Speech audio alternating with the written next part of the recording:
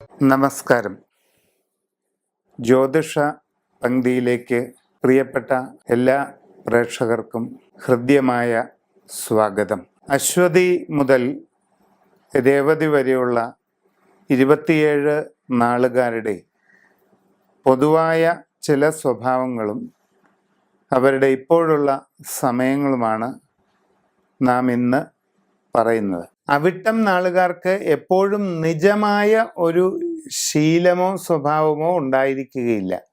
പലപ്പോഴും പല രീതിയിലാണ് ചിന്തകൾ പോവുക. രാവിലെ ഒന്ന് ചിന്തിച്ചാൽ അവർ ഉച്ചയ്ക്ക് അതിൽ നിന്ന് വിരുദ്ധമായി മറ്റൊന്ന് ചിന്തിക്കും.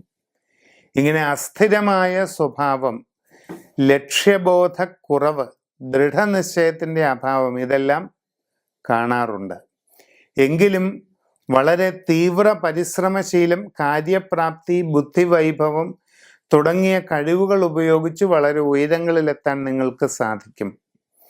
ഇപ്പോൾ ഉദ്ദേശിക്കുന്ന രീതിയിൽ കാര്യങ്ങളെല്ലാം നടന്നേക്കും. ജീവിതത്തിൽ ദീർഘനാളായി ചിന്തിക്കുന്ന പല ലക്ഷ്യങ്ങളും സാധിക്കാവുന്ന സമയമാണ്. തൊഴിൽ രംഗത്ത് വളരെ ഉയർച്ചയും പുരോഗതിയും ഉണ്ടാകും. ഉദ്യോഗസ്ഥർക്ക് സ്ഥാനക്കയറ്റവും അഭിവൃദ്ധിയും നേടിയെടുക്കാവുന്ന സമയമാണ്.